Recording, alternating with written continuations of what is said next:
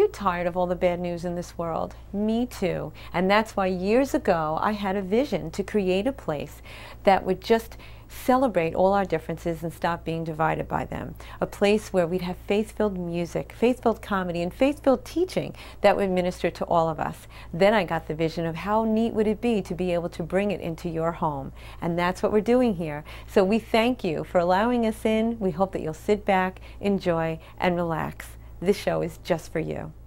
It was a romantic night, the night I first met Mr. Right. We did the slow dance, he held me tight and ran away. I knew I had found a dream come true. Gold is bright as golden as his golden hair. When his blue eyes sparkle, evil starlight can't compare.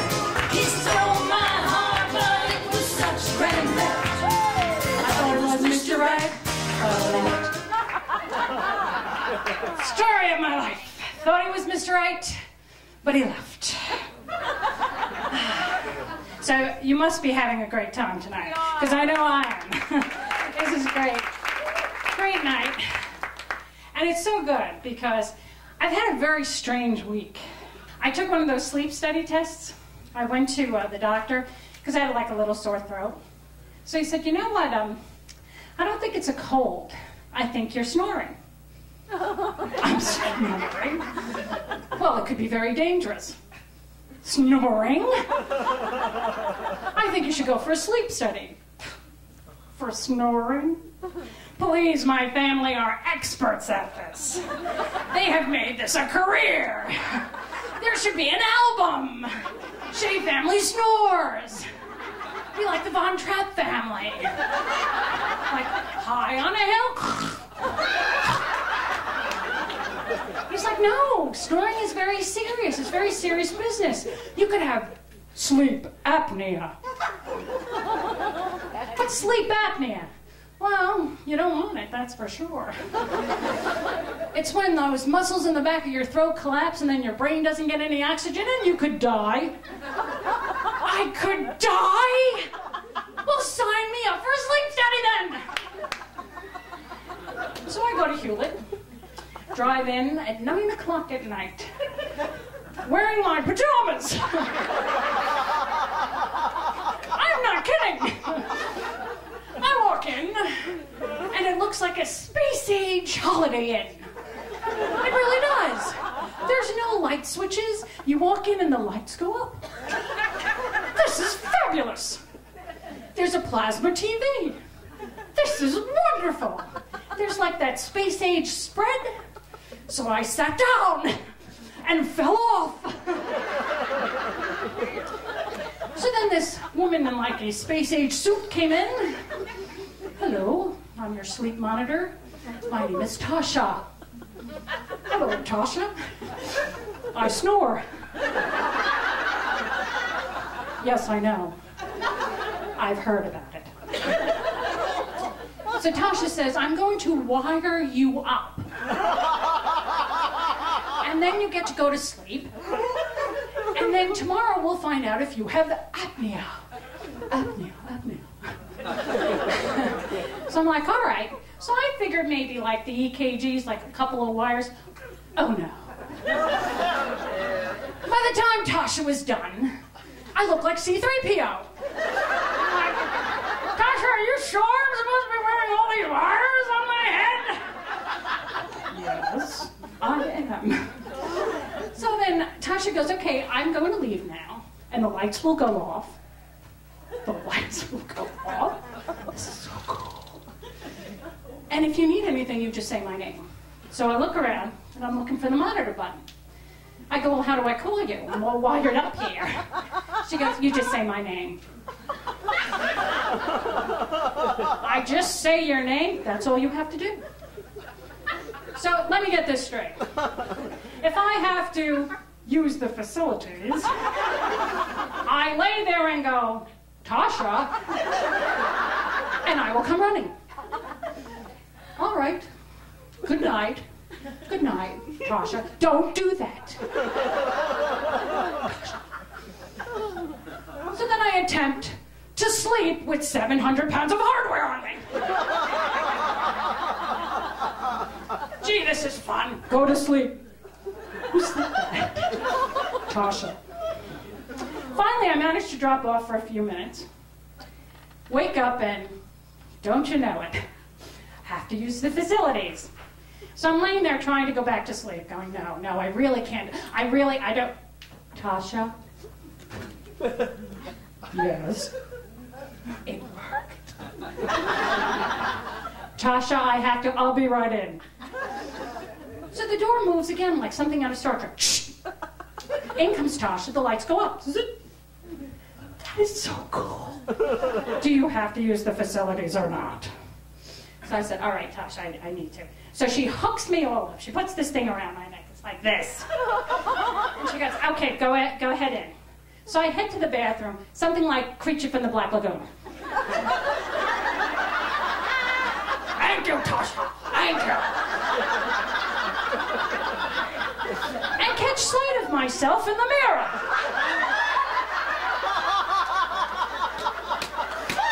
I look like something like when Godzilla went through those telephone poles. Camera! I scared myself half to death. It was another 20 minutes before I could fall asleep. So finally, the next day ends. Tasha unwires me. And sure enough, I find out I have sleep apnea. So if you have sleep apnea, they give you a mask to wear. A very attractive gas mask looking device that fits snugly over your head like a squid.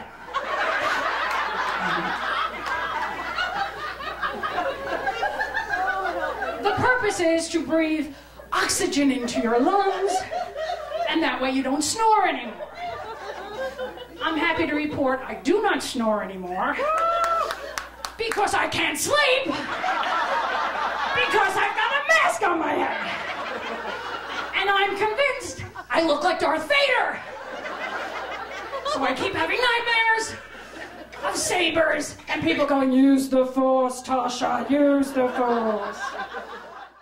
In the beginning, one of 4 kids, and being one of 4, you have to stand out somehow. So my role was kind of like the family comedian. People have often said to me, you know, you should do stand-up, because so many funny things had happened to me that, you know, I would tell stories all the time. But my brother and my sisters and I grew up on that. My family told stories around the table. My father was the consummate storyteller, so we learned it. You know, as kids, we learned how to tell stories and take actual events, things that happened to us in everyday life, and it would be kind of take on a life of its own. And of course, each time you told it, it became more and more grandiose. So we started sharing the stories, and my father would say, tell the one about this, or tell the one about that. So it became like just a wonderful, you know, heritage that we passed down to everybody. So telling stories was something that I knew how to do. So here I was at this comedy place, and I thought, I don't know how to tell jokes, but I do know how to tell stories. So I started telling stories about raising a teenage son by myself, my son was just going through the changes in life, and I started sharing about that, and suddenly people were laughing. I love to watch just people. It's just great to watch. Like when you watch families together and you see something funny happen, it's just hysterical. You know, we take that information and use it. Like some of my best material comes from my mom, comes from my son, you know, comes from my sisters. You know, it's just things that happen in our everyday life. I don't really have to look past that. A few years ago, my brother John Shea, who's also a comedian, came to me and said, you know what, there's this great comedy class, you know, that they're running at this comedy club. Let's take this class together. And I'm like, I don't have time for this, you know, I've got a kid, you know, I work all day. And he's like, come on, it'd be great to spend time together. And I'm like, no, you know, and he's like, you always wanted to do this? So I said, no, I really don't have time. And I hung up. And I just kind of felt this nudge saying, you know what, you really should take this class. So I told my brother I'd take this class with him. So we took a comedy class at a local comedy club. Went about 14 weeks, and when we got there, I found out that the graduation ceremony was in front of a live audience. And I looked at my brother and I said, couldn't we do something else to spend time together, like maybe go fishing, something like that? Because the idea of performing in front of a live audience was just beyond my comprehension. I had really intended never to get up on the stage again. And some woman came up to me after the show and she said, I loved what you did about your son. Would you do it for our PTA? And I thought, well, all right, for the PTA, I'll do it. So I did it for the PTA, and I said, but that's it. And then at the PTA show, someone said, you know, that was really great, and it was clean, and it was fun. Would you do it for our church? And I said, all right, for the church, I'll do it, but then that's it. And before I knew it, I'd been doing it for over a year, and I was loving it each time I did it. So then suddenly now it's been like 4 years, and it's really become a part of my life. So I did something recently that changed my life as I know it.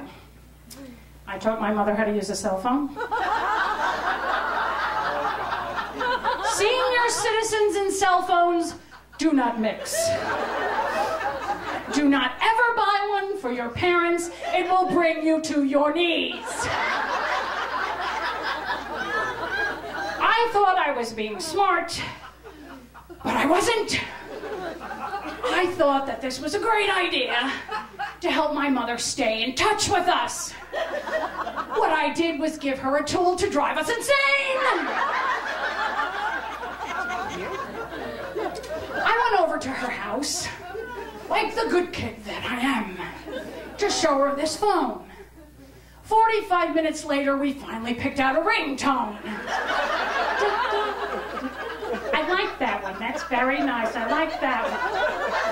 Maybe it's the other one. No, it's that one I like. Mom, just pick a ringtone. The hardest concept for her to get, now she's a very bright woman, but the hardest part that was for her to get was the phone doesn't say on or off. You push end to start, and end to end, and then send to talk. My mother's like, why doesn't it say on and off? If you're going to turn it on, why do you have to push end? End means end. If I wanted to end, I just push end, right?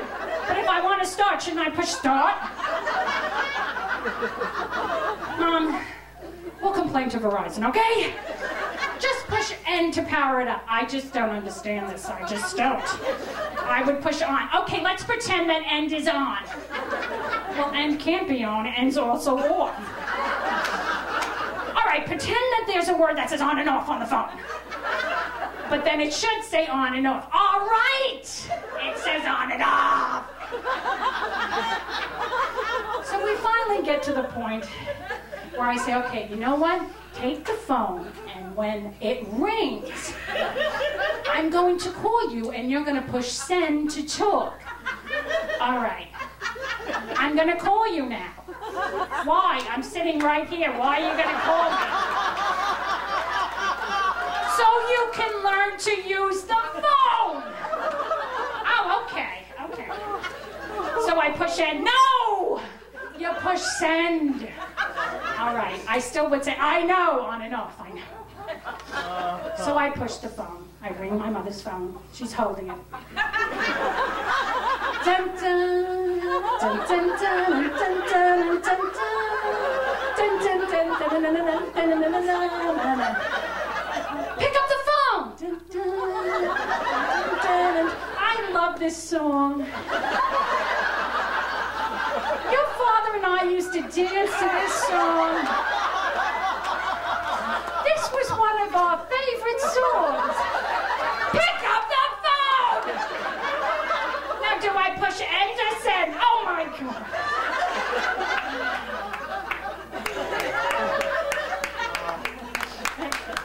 True story. So then, like an idiot, I tell her, Mom, you know what? Let's just forget the end and send. We're going to program everybody's numbers in this phone. So all you have to do is say, Pat's work, John's cell, Noreen's home, and the phone will dial it for you. You're kidding me. The phone will dial it for me? Then why can't it just go on if I say on?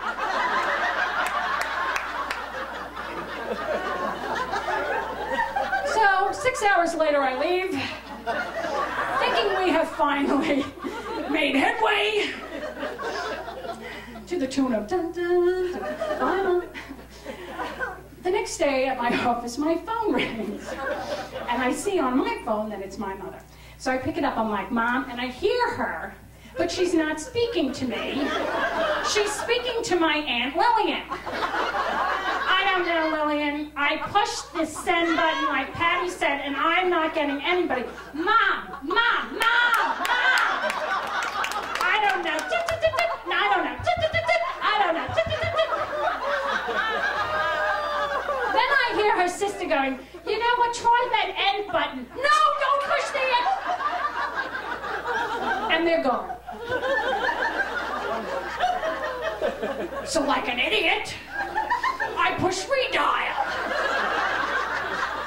I get no answer because my mother and my aunt are standing on a street corner in New York City going, da da da da da da da da. Don't you love this song? I do. So a few minutes later, my phone rings, and I think, great, it's my mother, so I push it. It's my brother. Why did you buy Mom a cell phone? Are you insane? I thought it would help. Well, it doesn't. I just spent 5 minutes talking to her handbag. Talking to her handbag, yes, because she called me and then put the phone back in her bag.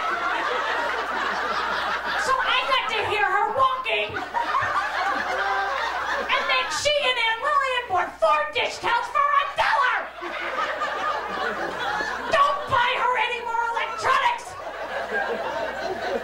So I thought I was helping. Well, you're not.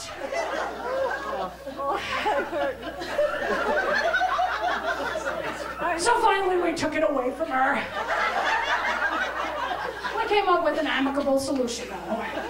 We gave her quarters.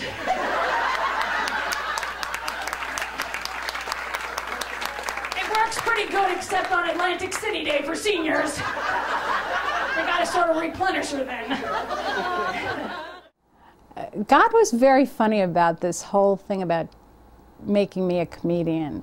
He knew about this all from the start, of course, but just didn't let me in on the secret, because here, it was something that I always knew was part of me, always loved my sense of humor, always thought that was a great gift that I had. But what really became amazing to myself and then to my brother when we did comedy together was that people came up to us after we did the comedy and would say, would grab our hands and say, you know what, I just had the most awful day, but your story, or just for a few minutes I laughed, and that was the best laugh I had, and I was so deeply, deeply touched and thinking, maybe there is something more to this. It's not just about, laughing and having a good time, that it really is a ministry.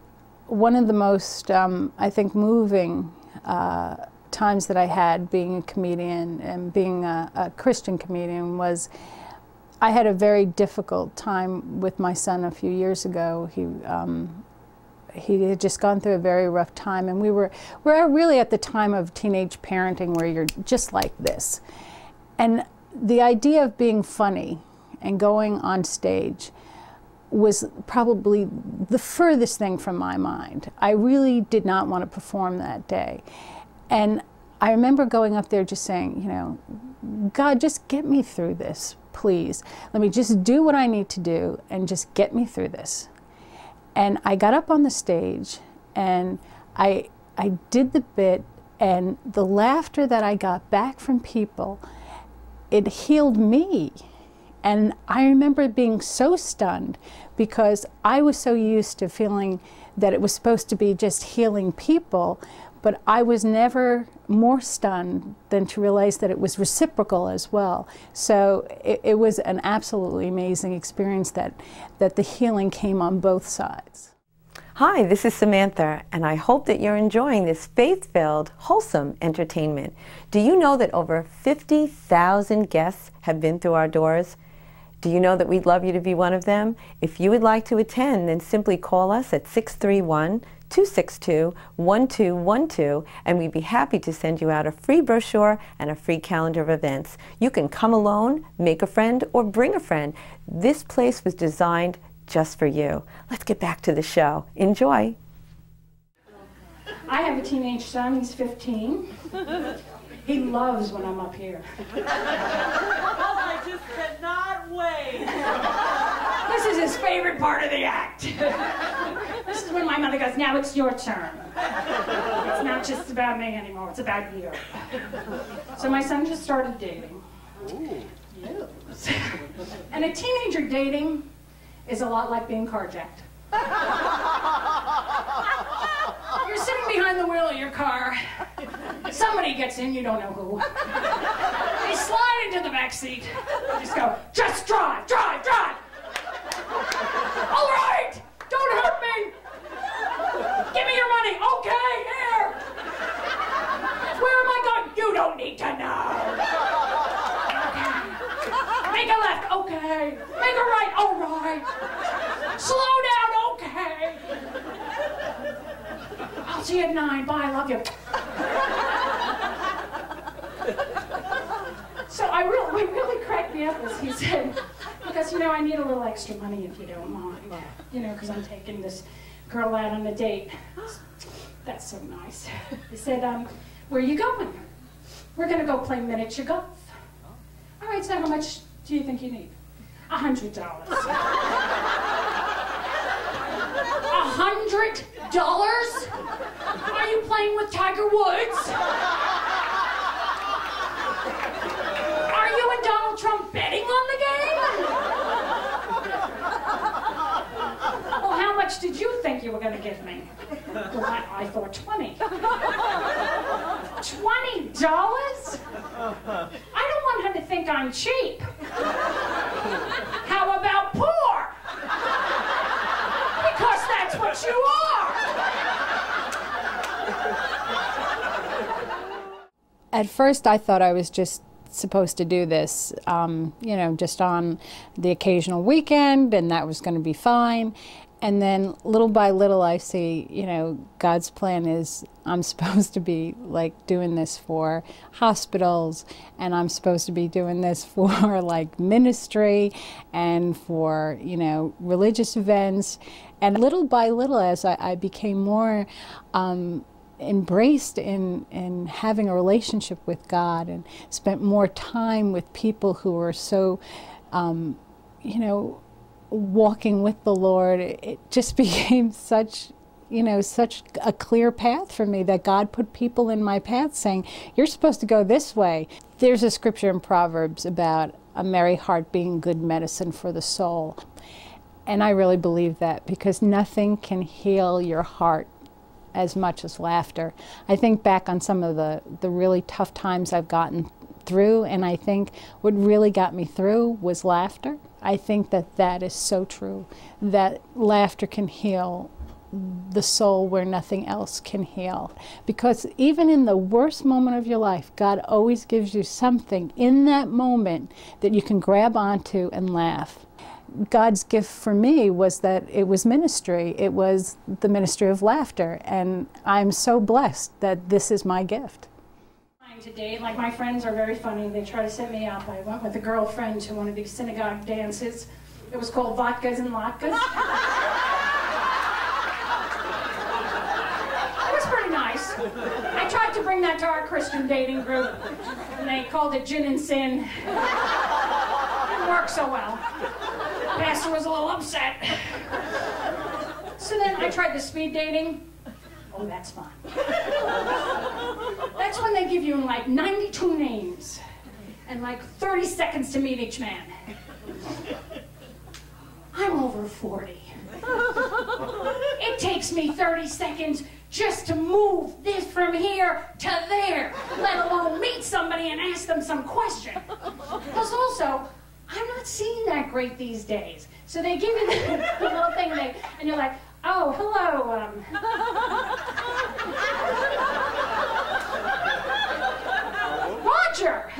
Roger, next. Sorry, Roger. So then a girlfriend of mine suggested online dating. Online dating. She said, I know you're a Christian, so there's a fabulous site called CatholicMatch.com. CatholicMatch.com? Yes, it's great. I met a great guy. You'll meet a terrific guy. You should go on CatholicMatch.com. I don't know about this. I feel like I'm sort of playing in God's land. Things could happen. Things not very nice. Don't worry. Go on. It'll be fun. When anybody tells you it's going to be fun, you should always have a warning flag up. Because it's going to be fun for them, not for you. So I said to her, I need an ad first. I don't know how to write an ad. Don't worry, I'm in advertising. I will help you. Tell me about yourself. Well, I'm a single parent. I'm going through menopause. I'm sweating like crazy. Oh, and my figure's very attractive. It's like George Foreman's. All right, let me think. Red hot mama with a knockout figure is looking for romance. So what else? What else? I have bills up to my eyes, and I spend my free time refereeing my mother and my son. Material possessions are not important to me, and in my off hours, I'm into hostile negotiations.